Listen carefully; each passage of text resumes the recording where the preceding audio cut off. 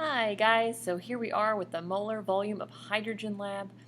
In this lab we're going to be trying to calculate the molar volume of a gas collected over water, in this case hydrogen gas. You've seen me do it before in my classes, but today you get to do it.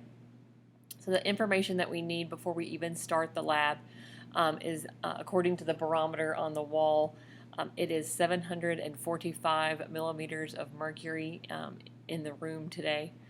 And that the temperature in the room, I don't touch the bottom, is 23 degrees. Okay, so what we're going to do, according to our instructions, is to fill a beaker a little, like 3/4 full of water here.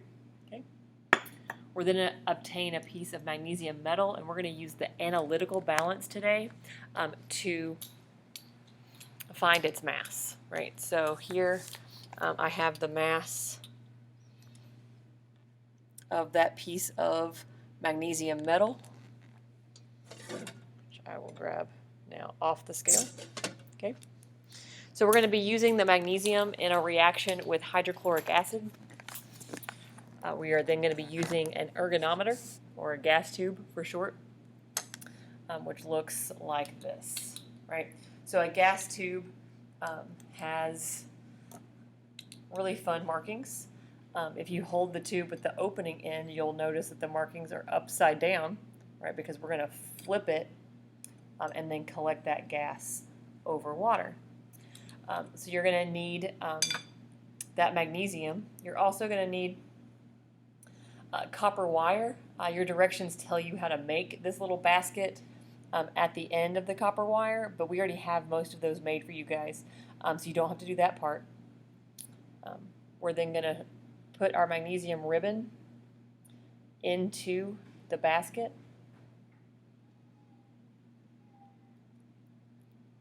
Which takes a little finagling.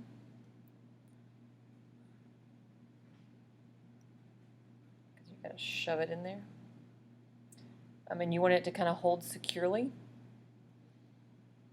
so that it will react with the acid. So I just have that magnesium shoved onto the end of that wire copper basket. According to our activity series, right, copper does not react with the acid, so it won't react, but the magnesium will. It's higher on that activity series.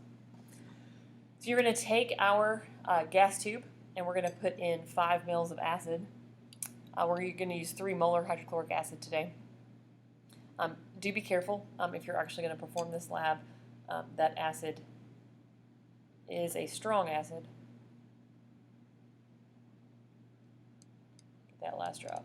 There it goes. Okay. But then because we're going to collect a gas over water, we don't want all this air in our tube. And so what we're going to do is we're going to fill this tube up with water.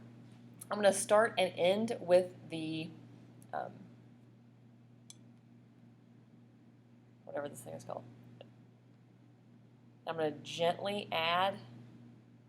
I'm adding very gently, not to disturb the bed of acid. Okay. Once I have a good enough section there, I am then going to fill the rest up. So pause just a moment, and I will fill the rest of this up.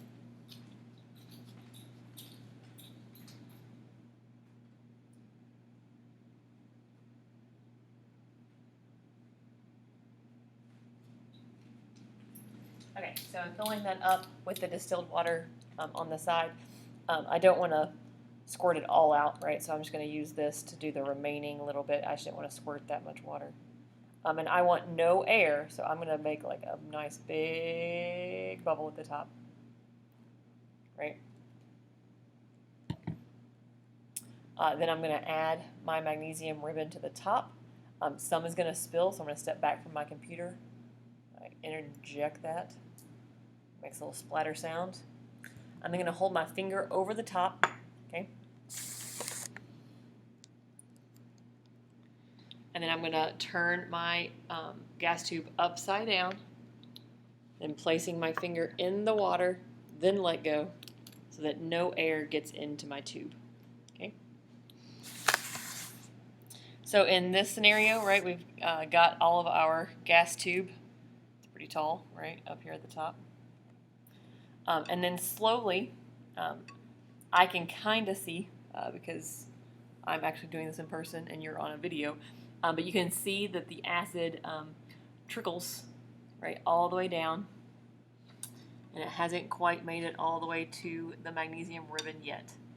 Once it does, we're going to see a reaction occur. We'll be forming hydrogen gas, right, in a nice single replacement reaction where the magnesium is replacing that hydrogen, producing hydrogen gas and magnesium chloride.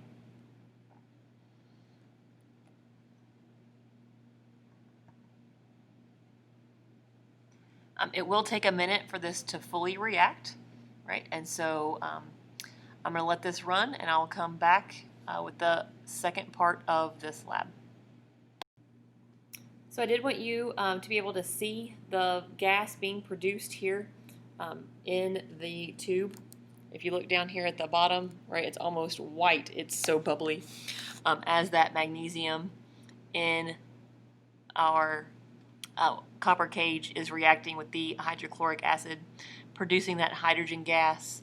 That hydrogen gas is then traveling up the tube, reaching the top, and then you can kind of see here, right, that we're producing that hydrogen gas here at the top. And we have that space as that gas fills its container, right? It's going to displace that liquid, and we're going to have more and more volume that we can then use the readings to measure the volume of gas that we produced. Okay. And we're back again. So now we have reacted all the magnesium. I'm going to show you what that looks like, hopefully. Right, so there's no more magnesium in our cage. And so with no more magnesium in the cage, we are going to measure the volume of gas that we produced. Okay.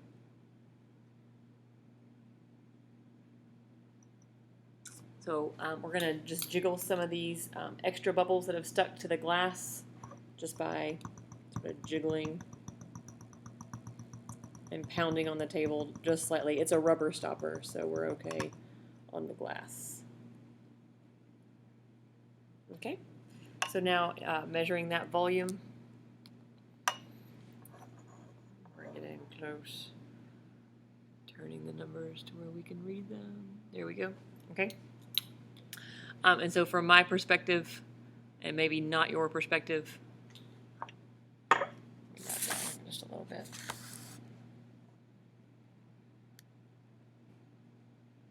Nope, there's not a good way to get there. Okay, I'm just going to tell you what the volume is. So I would say that that volume reading at eye level is 22 point, let's go 15. 22.15 would be the milliliters of the gas that you collected. Have fun doing the math.